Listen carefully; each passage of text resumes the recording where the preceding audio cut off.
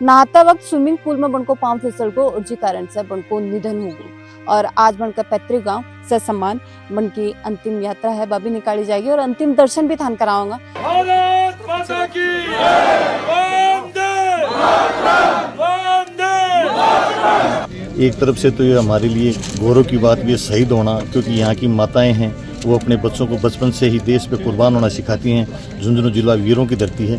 तो अब आज हम आर्यन की शहादत पर हमें पूरे ज़िले को और पूरे राजस्थान वासियों को वैसे गर्व है। हम लोग हमारी जो युवा हैं वो जानते हैं कि सेना में जाने के बाद शायद वो उनके परिवार से दोबारा मिले या न मिले, लेकिन वो जज्बा जो रहता है कि हमें देश की सेवा करनी, वो जज्बा उनका कायम रहता है। प्रिंस डिफेंस एकेडमी,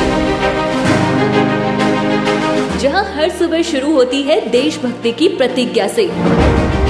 जून 2019 से 2025 तक भारत में सर्वाधिक 1705 सिलेक्शन।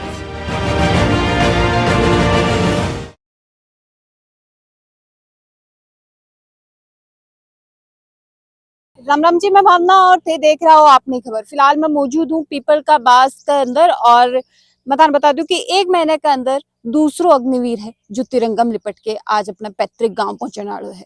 आर्यन जाजड़िया, जिनकी उम्र महज 22 साल है और 2.5 साल पहली वे सेना में भर्ती हुए हैं अग्निवीर के रूप में। लगभग 1.5 साल में अपनी सेवा ही वे कर्नाटक का बेलगाम में दी बैठे ट्रेनिंग पूरी करी और भी बाद में बिजा सेवा दी। हाल ही में 2 महीने पहले वे छुट्टी आया है और वापस जठे बन के ट्रांसफर हुए चेन्नई बनने पोस्टिंग दी गई ही। वे चेन्नई के एयरफोर्स स्टेशन पर तैनात था। रविवार ने नहाता वक्त स्विमिंग पूल में बनको पांव फिसल को और जी कारण से बनको निधन हो गयो।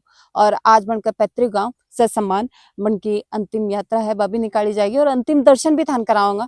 लेकिन महज 22 साल की उम्र में एक परिवार को इकलौतो बेटो मैं बता दूं, आर्यन जाजड़िया की उम्र है 22 साल है और वह 2 भाणा के बीच में इकलौता भाई है। बड़ी बहन की शादी हो चुकी है, बट ये छोटी बहन है बा कुंवारी भी है और बन से आर्यन जिसे छोटी भी है।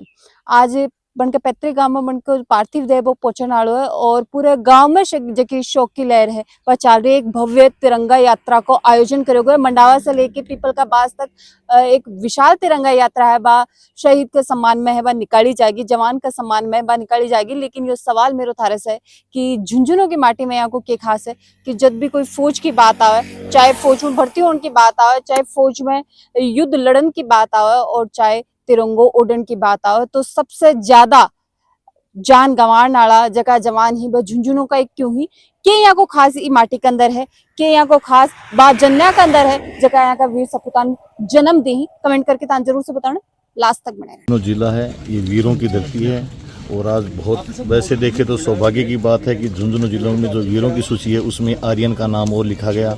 और साथ में एक बड़े दुख की भी घड़ी है कि आज एक माँ बाप ने अपना जो इकलौता लाल था वो खो दिया। तो हम लोग ये मानते हैं एक तरफ से तो ये हमारे लिए गौरव की बात भी है शहीद होना, क्योंकि यहाँ की माताएं हैं वो अपने बच्चों को बचपन से ही देश पे कुर्बान होना सिखाती हैं। झुंझुनू जिला वीरों की धरती है। तो अब आज हम आर्यन की शहादत पर हमें पूरे ज़िले को और पूरे राजस्थान वासियों को वैसे गर्व है कि हमने इस देश को कुर्बान होने के लिए एक लाल, हमारा जो जिले का लाल है वो इस देश पे कुर्बान हुआ है। और साथ में मैं इनके परिवार को देता हूँ कि ऐसी दुख की घड़ी में भगवान को संभल दे, उनको ताकत दे कि ये उसकी दुख की घड़ी में मुकाबला करें। हमारे मेरादासी ग्राम पंचायत के पीपल के पास का आर्यन जाजड़िया जो है वो एयरफोर्स में था और वो वीर गति को प्राप्त हुआ है। अपने माता पिता के इकलौता ही बेटा था और आज के दिन परिवार पे बहुत बड़ा कहर टूटा है। लेकिन मैं समझती हूँ कि फिर भी जो हमारे लोग हैं उनके अंदर और युवा पीढ़ी के अंदर देशभक्ति का जो जज्बा वो कम नहीं हुआ है। हम लोग हमारी जो युवा हैं वो जानते हैं कि सेना में जाने के बाद शायद वो उनके परिवार से दोबारा मिले या न मिले, लेकिन वो जज्बा जो रहता है कि हमें देश की सेवा करनी, वो जज्बा उनका कायम रहता है।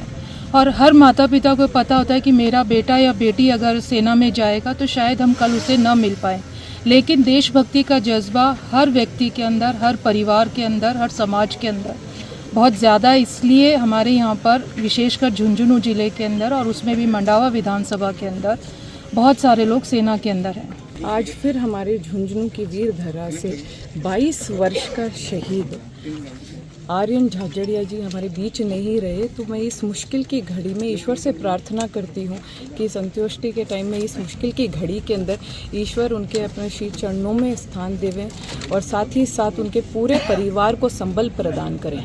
भारत माता की वंदे वंदे